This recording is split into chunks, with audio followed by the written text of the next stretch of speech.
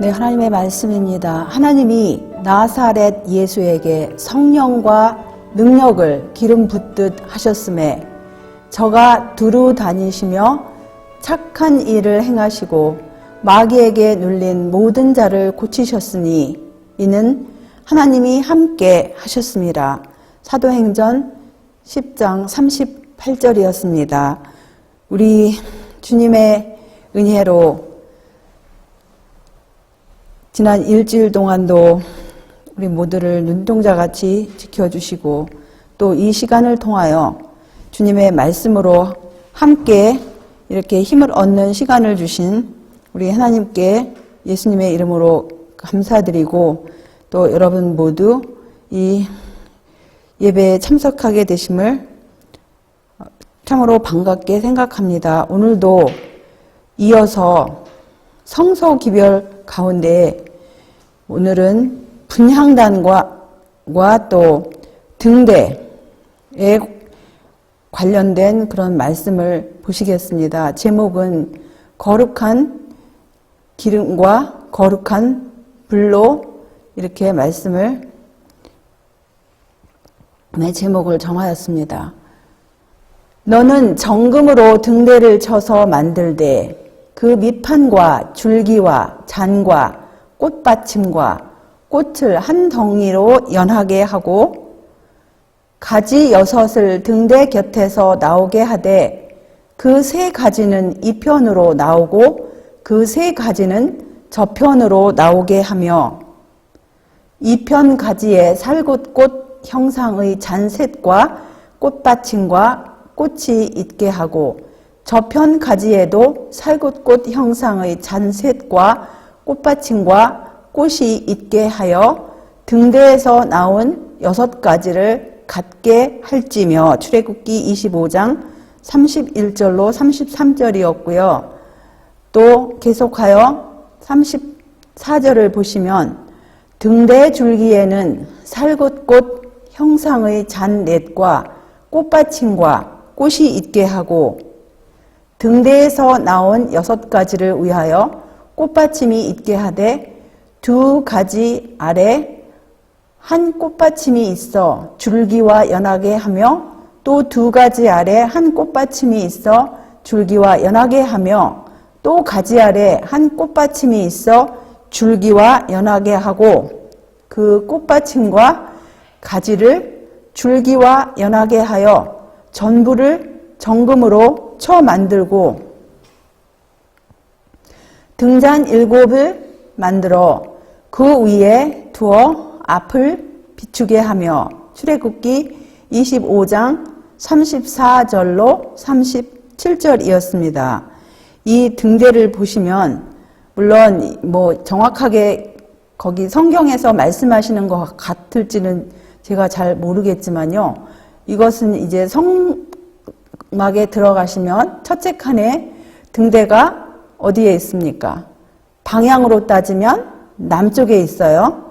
그 말씀이 어디 있냐면 부조와 선지자 348쪽에 이러한 말씀이 있습니다. 남쪽에는 가지가 7개 있는 등대가 있었고 그 위에 7등이 있었다.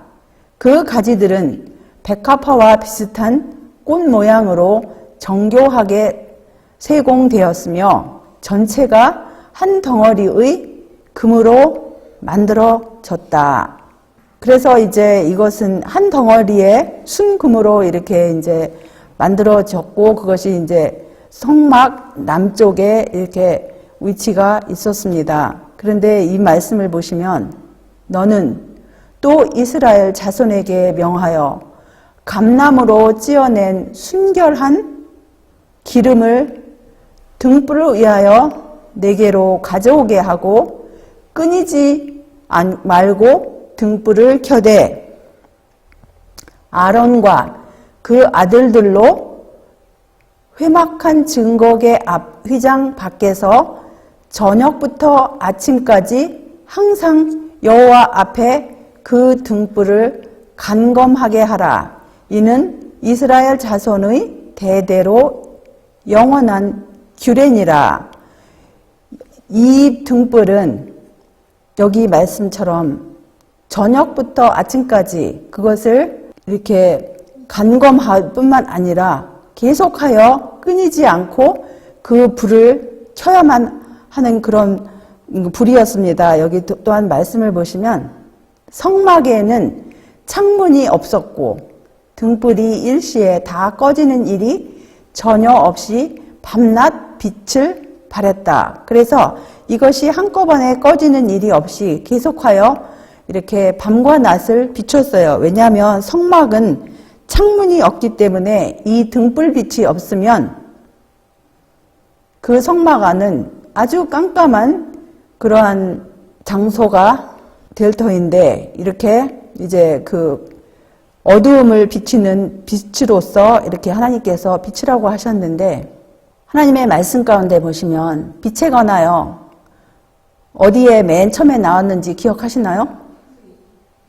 예, 맞습니다. 창세기 1장 3절을 보시면 하나님이 가라사대 빛이 있으라 하심에 빛이 있었고 그래서 맨 처음에 나오는 빛에 관한 말씀입니다.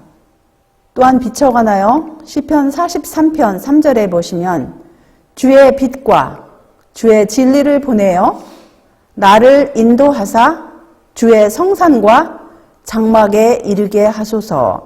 그래서 이 빛, 주님의 빛과 또 주님의 진리를 우리가 받지 않는다면 주님의 성산 또 주님의 장막에 이를 수 없음을 우리가 이 말씀 가운데서 또한 볼 수 있습니다. 그리고 빛에 관하여 또 뭐라고 말씀하셨냐면 전도서 11장 7절을 보시면 빛은 실로 아름다운 것이라 눈으로 해를 보는 것이 즐거운 일이로다.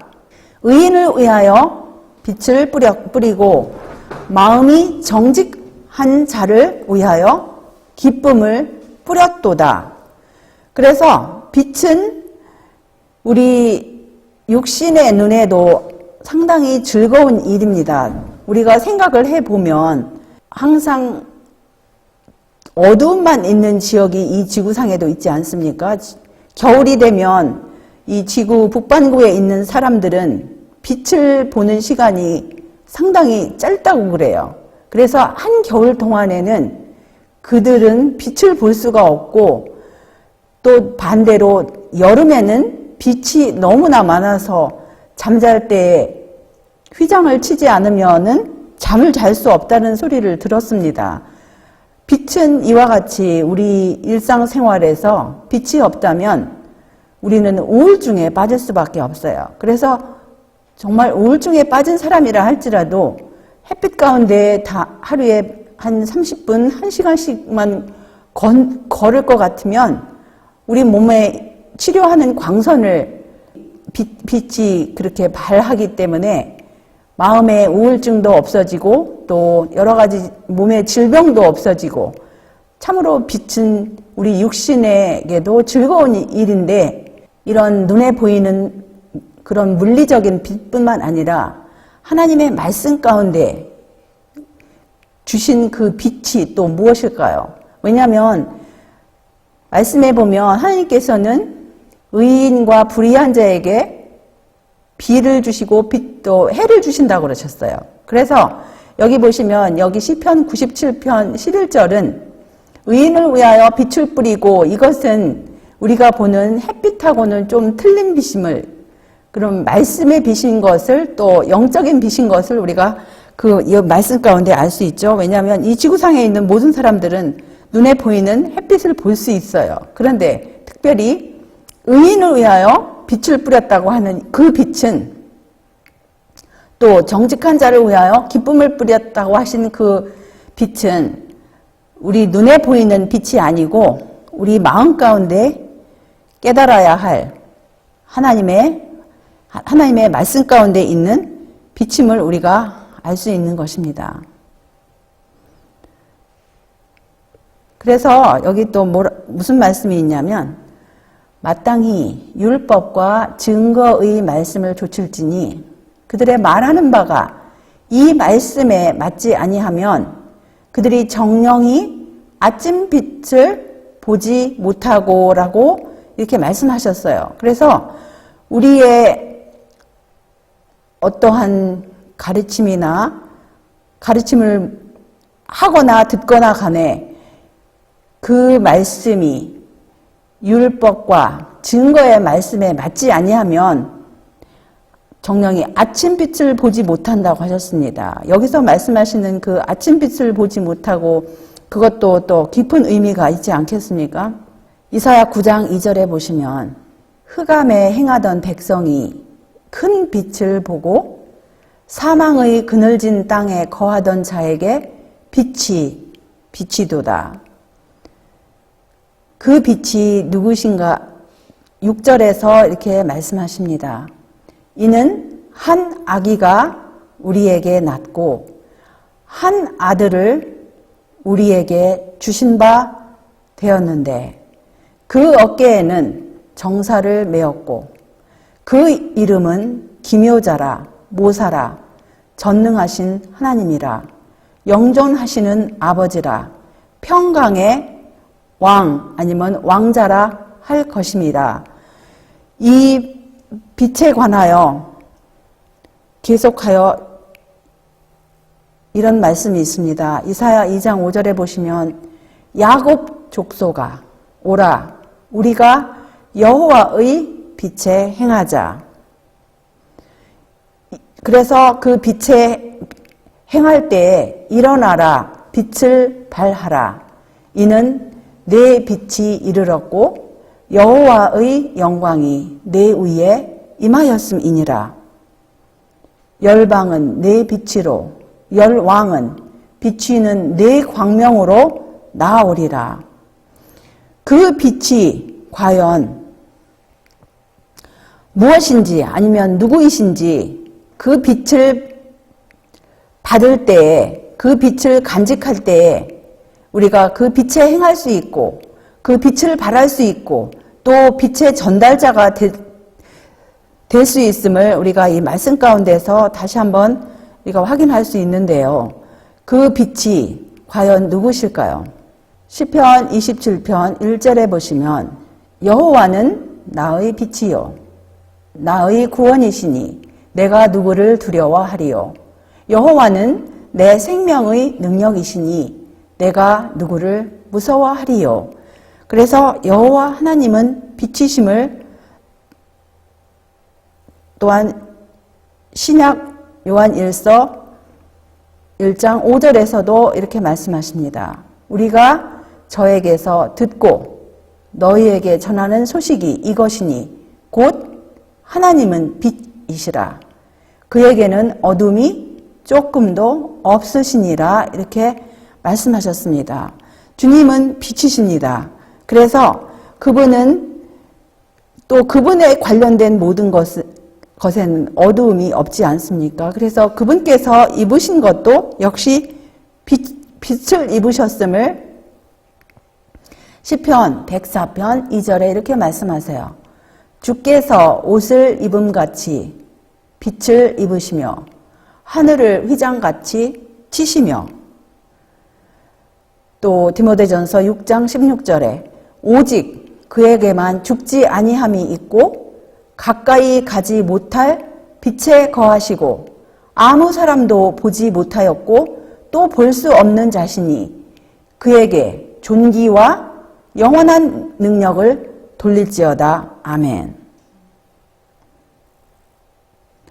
또 누가 빛이신지 여기 요한복음 1장 9절에 참빛 곧 세상에 와서 각 사람에게 비치는 빛이 있었나니 요한복음 8장 12절입니다.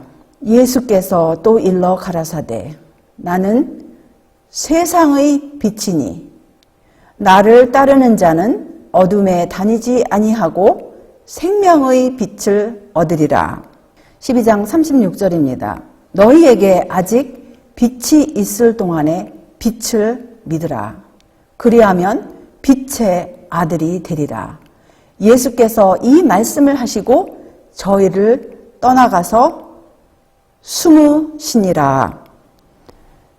또 그래서 여기서 이제 처음에는 빛이 누구시냐면 여호와 하나님 아버지 그 다음에 그분의 독생자 예수 그리스도께서 빛이 되심을 이렇게 우리가 확인을 하였습니다. 그리고 또 빛이 그 등불이 비치는 그 빛, 영감의 빛, 우리가 시편 119편 105절에 보시면 주의 말씀은 내 발의 등이요 내 길의 빛이니이다. 그래서 주님의 말씀도 빛이심을 우리가 이렇게 또 주님의 계명 잠언 6장 23절에 보시면 대적, 명령 아니면 계명은 등불이요 법은 빛이요 훈계의 책망은 곧 생명의 길이라. 그래서 너희는 세상의 빛이라 산 위에 있는 동네가 숨기우지 못할 것이요. 빛이 있는 동안에 빛 가운데 행하라고 하셨습니다. 그런데 또 너희는 세상의 빛이라고 하셨는데 이 빛의 자녀, 세상의 빛이 되기 위해서 빛의 근원 되신 분이 누구신가 분명히 우리 말씀에서 지금 방금 확인을 하였습니다. 빛의 근원 되신 분은 하나님 아버지시고 또 그분의 독생자이시고 또 그분의 말씀이고 그분의 계명임을 우리가 이렇게 확인을 하였는데 세상의 빛이 되기 위해서 역시 우리는 빛 대신 하나님 아버지와 그분의 독생자, 그분의 말씀, 그분의 계명을 알고 순종할 때 세상의 빛이 될 수 있음을 우리가 깨달을 수 있습니다. 그럴 때 그러한 사람은, 그러한 교회는 아침 빛같이 뚜렷하고 달같이 아름답고 해같이 맑고 기치를 버린 군대같이 어미한 여자가 누구인가 하였는데 그 아침빛같이 뚜렷한 여자는 그 빛의 근원 되신 하나님 아버지와 또 그분의 독생자 또 그분의 말씀 그분의 계명을 말씀 그대로 깨닫고 순종하는 사람이 이렇게 아침빛같이 뚜렷하고 달같이 아름답고 해같이 맑고 기치를 버린 군대같이 어미한 여자 아니면 주님의 교회가 될 수 있는 것입니다. 그래서 마땅히 율법과 증거의 말씀을 조칠지니 그들의 말하는 바가 이 말씀에 맞지 아니하면 그들이 정녕 아침빛을 보지 못한다고 하지 않았습니까? 그래서 그 주님의 율법과 주님의 그 증거의 말씀에 의하면 이 빛의 근원은 분명히 하나님 아버지와 그분의 독생자, 그분의 말씀, 그분의 계명임을 우리가 이렇게 깨달았습니다. 또 다니엘서 12장 3절에 보시면 지혜 있는 자는 궁창의 빛과 같이 빛날 것이요 많은 사람을 옳은 대로 돌아오게 한 자는 별과 같이 영원토록 비치리라고 약속하셨습니다. 그래서 지혜 대신 지혜의 근원 되신 우리 하나님 아버지와 또 우리 구세주 예수님과 또 그분의 말씀 또 그분의 그 계명을 지킬 때 궁창의 빛과 같이 빛날 것입니다. 출애굽기 27장 20절을 보시면 너는 또 이스라엘 자손에게 명하여 감나무로 찧어낸 순결한 기름을 등불을 위하여 내게로 가져오게 하고 끊이지 말고 등불을 켜되 등불이 아무리 등잔이 있다 할지라도 거기에 그 불을 켜기 위해서 어떤 에너지가 어떤 그 불을 밝힐 수 있는 그 힘의 요소가 필요합니다. 그것이 뭐 어떤 때는 가스도 될 수 있고 여러 가지 있지만 여기 성경에서는 특별히 이 성막에 있는 등잔을 밝히기 위해서는 하나님께서 이렇게 지정을 하셨습니다. 감나무로 찧어낸 순결한 기름 그것으로 그 등불을 계속 불을 켤 수 있도록 그 등잔에 그 기름을 넣으라고 이렇게 말씀을 하셨어요. 그 순수한 감람류는 이렇게 보시다시피 그 찌꺼기가 없이 깨끗하게 그 감람류로 찧어낸 것은 그 불조차도 순수한 불로 이렇게 비치는 것인데, 그러면 이러한 순수한 감람 기름, 그 등불을 켜게 하는 그 기름의 근원이 어디인지, 어느 분이신지 말씀에서 확인을 하여 봅시다. 왜냐하면 하나님께서 지정하신 기름으로 태울 때에만이 그것은 순수한 불빛을 내고 어떠한 불순물이 없이 그렇게 태울 수 있는 것인데, 보시면 기름의 근원이 이사야 61장 1절에 주 여호와의 신 아니면 영이 내게 임하였으니 이는 여호와께서 내게 기름을 부으사 가난한 자에게 아름다운 소식을 전하게 하려 하심이라. 나를 보내사 마음이 상한 자를 고치며 포로된 자에게 자유를, 갇힌 자에게 노임을 전파하며. 그래서 여기 주 여호와의 영 아니면 신이 내게 임하였으니 그 나라는 분이 누구십니까? 하나님의 독생자 그리스도이십니다. 그분께서 이 땅에 구세주로 임하실 때에 이미 하늘에서도 하나님의 영을 소유하신 그분이셨는데, 특별히 인성을 쓰시고 이 땅에 오셨을 때 더 하나님께서 이렇게 뚜렷한 말씀으로 주님의 영이 임한 것을 말씀 가운데 이렇게 선포를 하십니다. 그래서 그 기름을 부으시는 분은 여호와 하나님께서 그분의 그리스도, 그분의 아들에게 부어주셨음을 이렇게 눈으로 우리가 확인할 수 있습니다. 그러면 또 누가 기름을 부으셨는지 사도행전 4장 27절에 보시면, 과연 헤롯과 본디오 빌라도는 이방인과 이스라엘 백성과 합동하여 하나님의 기름 부으신 거룩한 종 예수를 거스려. 그래서 하나님께서 기름 부으신 예수 그리스도이심을 우리가 볼 수 있고, 또 10장 38절에 하나님이 나사렛 예수에게 성령과 능력을 기름 붓듯 하셨음에 저가 두루 다니시며 착한 일을 행하시고 마귀에게 눌린 모든 자를 고치셨으니 이는 하나님이 함께 하셨습니다.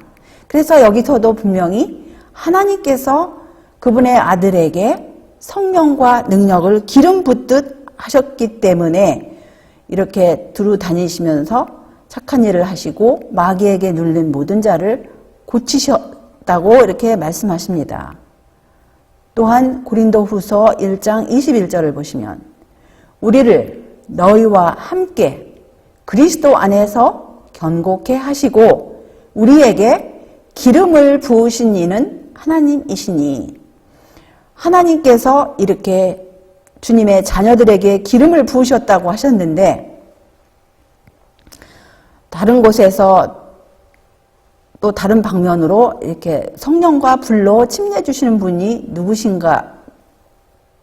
마태복음 3장 11절에 나는 너희로 회개케 하기 위하여 물로 침례를 주거니와 내 뒤에 오시는 이는 나보다 능력이 많으시니 나는 그의 신을 들기도 감당치 못하겠노라.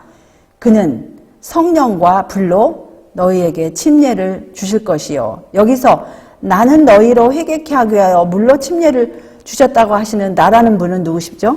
침례 요한입니다. 그런데 그분 뒤에 오시는 분, 침례 요한은 예수님의 초림을 준비하신 여자 중에 난자 중에 가장 위대하신 분이라고 하셨어요.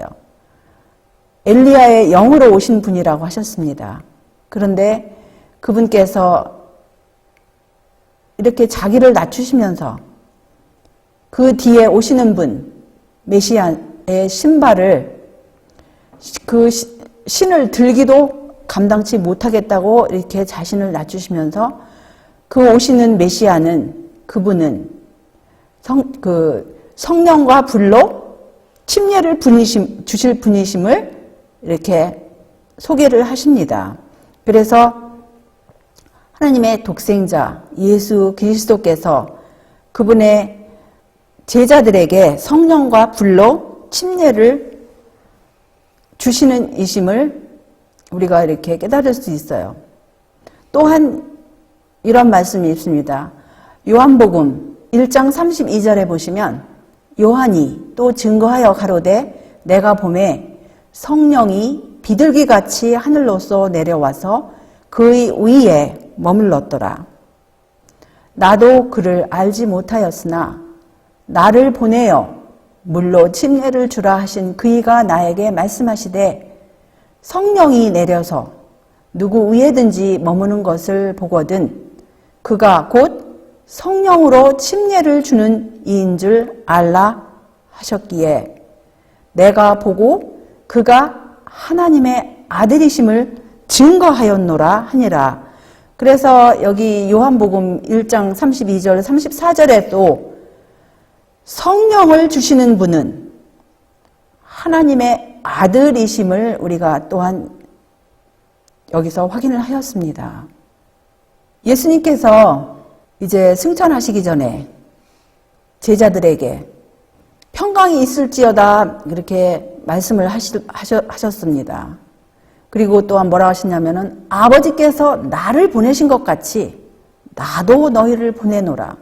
예수님을 보내신 분은 누구시십니까? 여기 말씀에 의하면 하나님 아버지께서, 그분의 아버지께서 아들을 보내셨어요. 마찬가지로 예수님께서 그분의 제자들을 보내시겠다고 이렇게 말씀하십니다. 그 뒤에 말씀을 보시면 이 말씀을 하시고 저희를 향하사 숨을 내쉬며 가라사대 성령을 받으라 이렇게 말씀하셨습니다.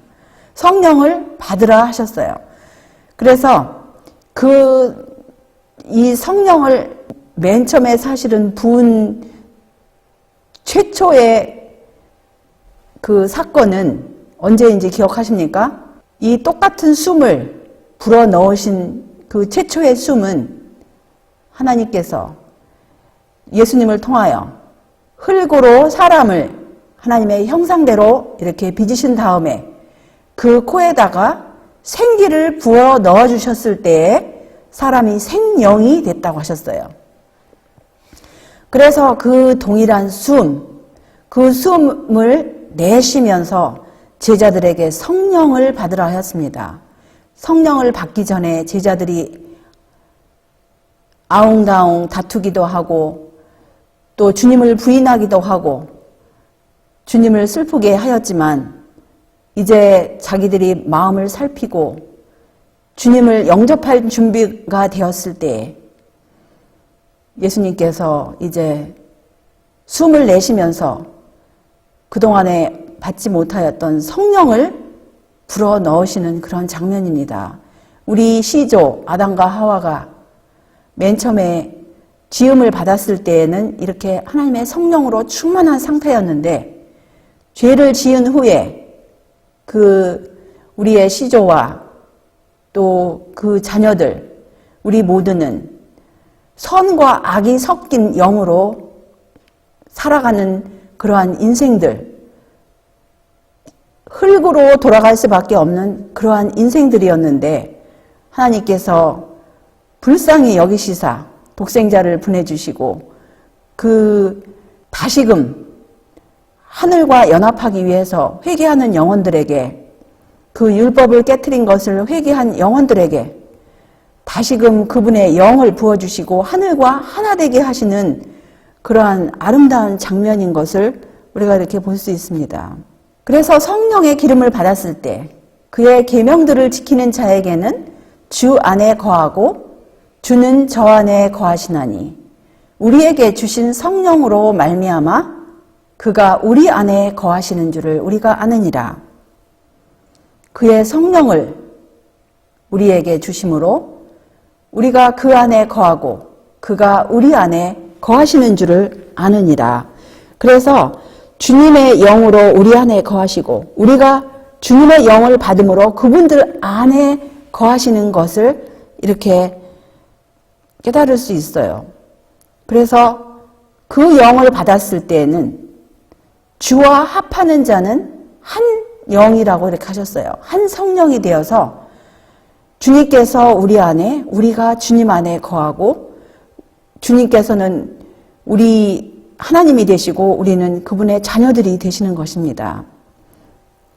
그래서 우리가 보고 들은 바를 너희에게도 전함은 너희로 우리와 사귐이 있게 하려 함이니 우리의 사귐은 아버지와 그 아들 예수 그리스도와 함께함이라고 이렇게 말씀하셨습니다. 그래서 그 등불과 그 기름의 모든 근원을 어떻게 비추고 그 빛이 누구이시고 무엇이고 또 그 기름이 누구에게서 부어지고 또 어떻게 이루고 그 모든 것을 살펴볼 때 여기서 하나님 아버지와 그분의 독생자 예수 그리스도께서 또 이렇게 부각이 됨을 우리가 말씀 가운데서 확인할 수 있고 이 등불 하나만 봐도 거기에는 율법과 복음이 있습니다. 그래서 성서기별 모든 구석구석에는 복음만 있는 것도 아니고 율법만 있는 것도 아니에요. 율법과 복음이 나란히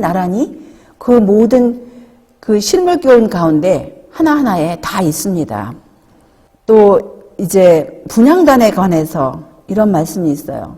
너는 분향할 단을 만들지니 곧 조각목으로 만들되 장이 1규빗, 광이 1규빗으로 네모 반듯하게 하고 고는 2규빗으로 하며 그 뿔을 그것과 연하게 하고 단 상면과 전후 좌우면과 뿔을 정금으로 싸고 주위에 금테를 둘을 치며 금테 아래 양편에 금고리 둘을 만들되 곧 그 양편에 만들지니 이는 단을 매는 채를 꿰 곳이며 그 채를 조각목으로 만들고 금으로 싸고 출애굽기 30장 1절로 5절이었습니다. 성소와 지성소 곧 하나님이 직접 임재하시는 장소를 나누는 휘장 바로 앞에는 금으로 만든 향단이 있었다.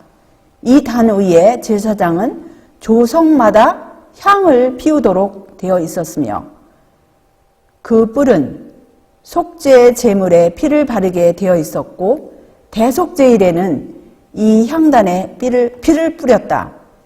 이 단 위의 불은 하나님께서 친히 붙이신 것이며 신성하게 보존되었다. 거룩한 향은 밤낮 없이 성막 전체와 성막의 주위는 물론 원방에까지 그 향기를 풍겼다. 여기서도 이제 이 향이 아침 저녁으로 이렇게 피웠다고 그랬어요. 그리고 등불은 끊임없이 우리가 앞전에 본 것처럼 끊임없이 비치고 그런 것처럼 우리가 사실은 그 하나님의 말씀으로 끊임없이 우리 마음에 비침을 받고 우리 주 예수 그리스도와 그분의 아버지 하나님 아버지를 우리 마음 가운데 빛으로서 늘 모시고 그분의 계명을 모셔야 할 필요성 뿐만 아니라 이 향이 아침 저녁으로 이렇게 또 피었다고 그랬는데 이것은 또 무슨 의미인지 계속하여 보십시다. 그 단을 증거궤의 속죄소 맞은편 곧 증거궤 앞에 있는 장 밖에 두라. 그 속죄소는 내가 너와 만날 곳이며 아론이 아침마다 그 위에 향기로운 향을 사르되 등불을 정리할 때 살을 찌며 또 저녁 때 등불을 켤 때 살을 찌니 이 향은 너희가 대대로 여호와 앞에 끊지 못할지며 6절로 8절이었습니다.